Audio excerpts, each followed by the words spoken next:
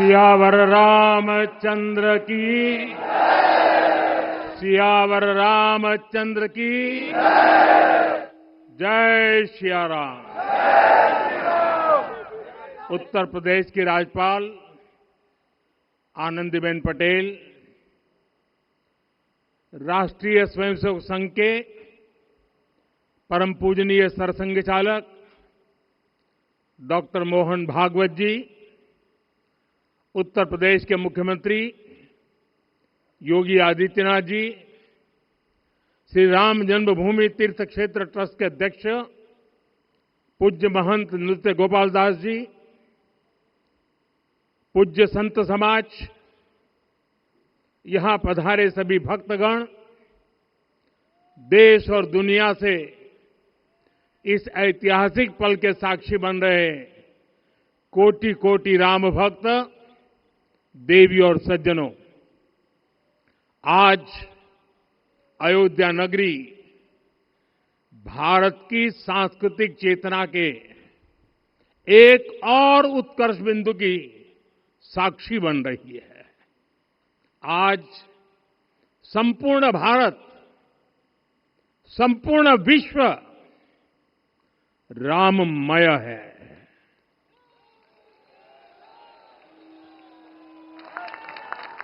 हर राम भक्त के हृदय में अद्वितीय संतोष है, असीम कृतज्ञता है, अपार अलौकिक आनंद है।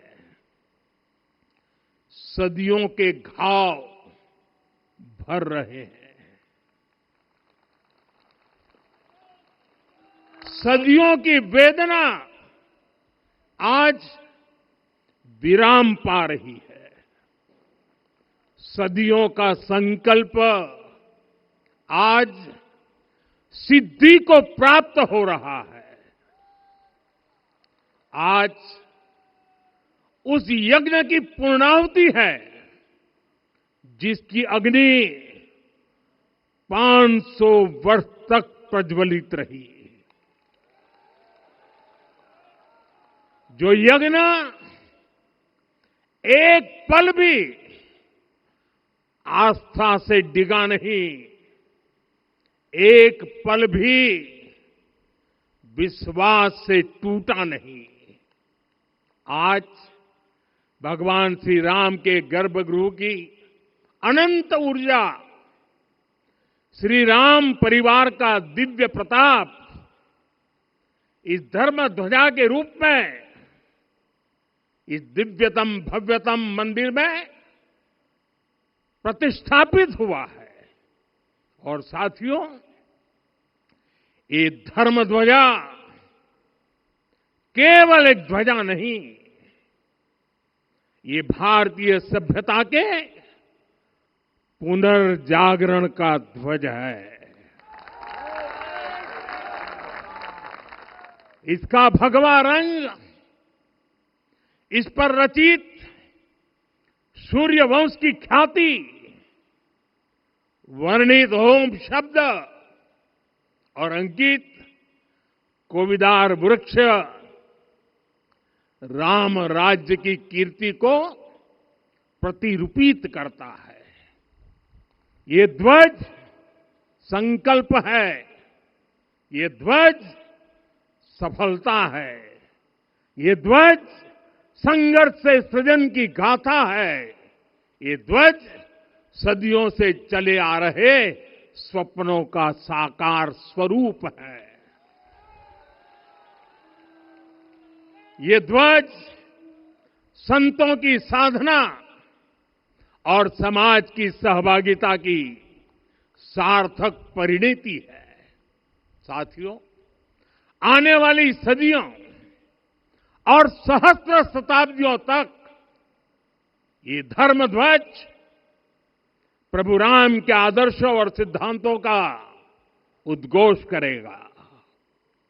ये धर्म ध्वज आह्वान करेगा, सत्यमेव जयते नानृतम, यानी जीत सत्य की ही होती है, असत्य की नहीं। ये धर्म ध्वज उद्घोष करेगा, सत्यम एक पदम, ब्रह्म सत्य धर्म प्रतिष्ठित, अर्थात सत्य ही ब्रह्म का स्वरूप है, सत्य में ही धर्म स्थापित है। ये धर्म ध्वज प्रेरणा बनेगा, प्राण जाए पर वचन न जाहि, अर्थात जो कहा जाए वही किया जाए। ये धर्म ध्वज संदेश देगा, कर्म प्रधान विश्व रची राखा, अर्थात विश्व में कर्म और कर्तव्य की प्रधानता हो। ये धर्म ध्वज कामना करेगा, बैर न विग्रह आस न त्रासा, सुखमय ताहि सदा सब आशा, यानी भेदभाव, पीड़ा, परेशानी से मुक्ति, समाज में शांति और सुख हो। ये धर्म ध्वज हमें संकल्पित करेगा, नहीं दरिद्र कोउ दुखी न दीना, यानी हम ऐसा समाज बनाएं जहां गरीबी न हो, कोई दुखी या लाचार न हो।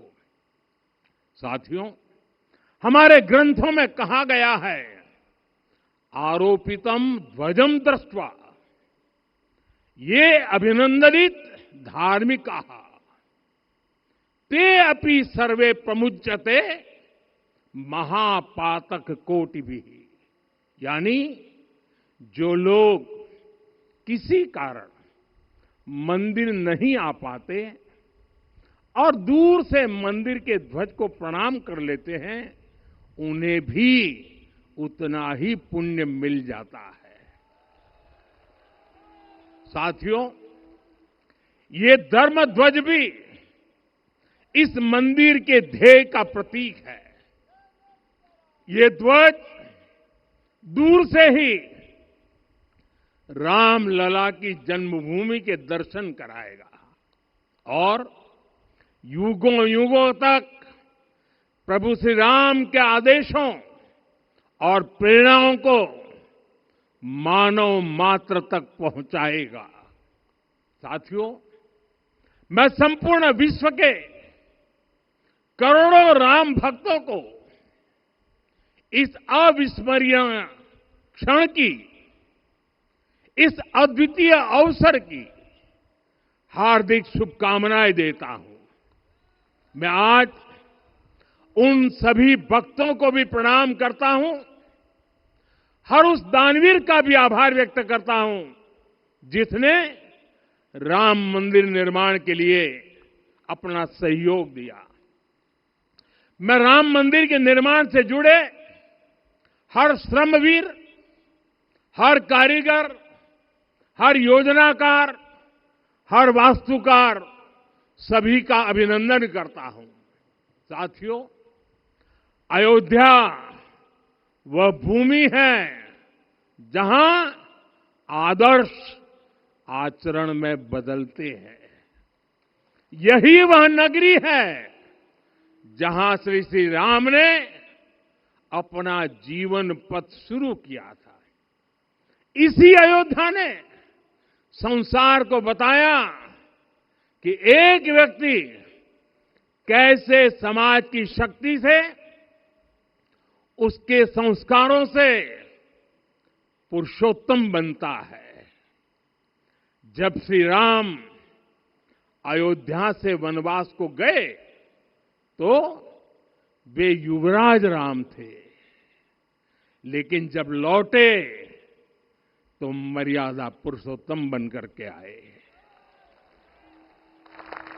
और उनके मर्यादा पुरुषोत्तम बनने में महर्षि वशिष्ठ का ज्ञान, महर्षि विश्वामित्र की दीक्षा, महर्षि अगस्त्य का मार्गदर्शन, निषाद राज की मित्रता, मां शबरी की ममता, भक्त हनुमान का समर्पण, इन सब की अनगिनत ऐसे लोगों की महत्वपूर्ण भूमिका रही है। साथियों, विकसित भारत बनाने के लिए भी समाज की इसी सामूहिक शक्ति की आवश्यकता है।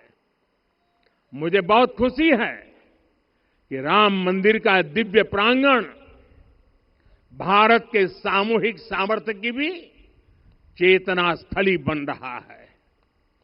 यहां 7 मंदिर बने हैं। यहां माता शबरी का मंदिर बना है, जो जनजातीय समाज के प्रेम भाव और आतिथ्य परंपरा की प्रतिमूर्ति है। यहां निषादराज का मंदिर बना है। ये उस मित्रता का साक्षी है जो साधन नहीं, साध्य को, उसकी भावना को पूजती है।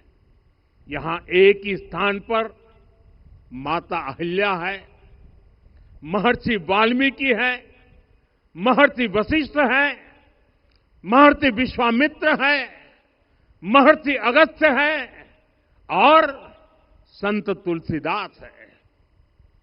रामलला के साथ साथ इन सभी ऋषियों के दर्शन भी यहीं पर होते हैं। यहां जटायु जी और गिलहरी की मूर्तियां भी है, जो बड़े संकल्पों की सिद्धि के लिए हर छोटे से छोटे प्रयास के महत्व को दिखाती है।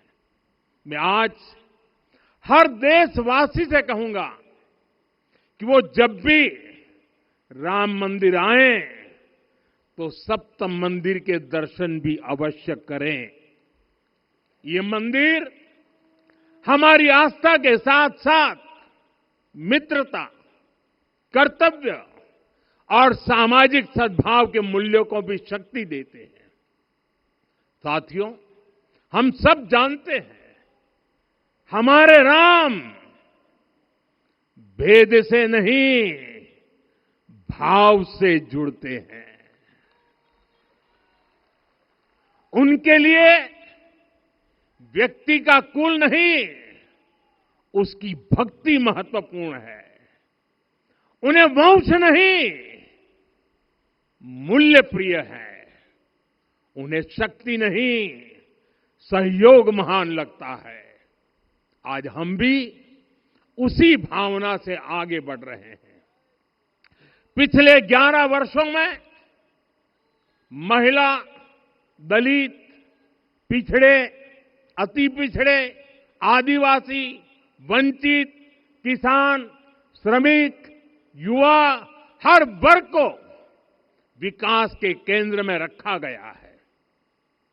जब देश का हर व्यक्ति, हर वर्ग, हर क्षेत्र सशक्त होगा, तब संकल्प की सिद्धि में सबका प्रयास लगेगा। और सबके प्रयास से ही 2047 जब देश आजादी के 100 साल मनाएगा, हमें 2047 तक विकसित भारत का निर्माण करना ही होगा। साथियों, रामलला की प्राण प्रतिष्ठा के ऐतिहासिक अवसर पर मैंने राम से राष्ट्र के संकल्प की चर्चा की थी। मैंने कहा था कि हमें आने वाले 1000 वर्षों के लिए भारत की नींव मजबूत करनी है। हमें याद रखना है, जो सिर्फ वर्तमान का सोचते हैं वो आने वाली पीढ़ियों के साथ अन्याय करते हैं।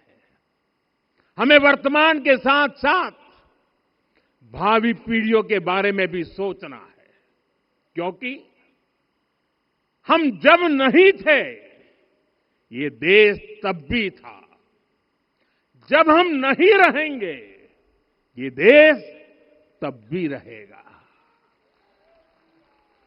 हम एक जीवंत समाज है, हमें दूरदृष्टि के साथ ही काम करना होगा। हमें आने वाले दशकों, आने वाली सदियों को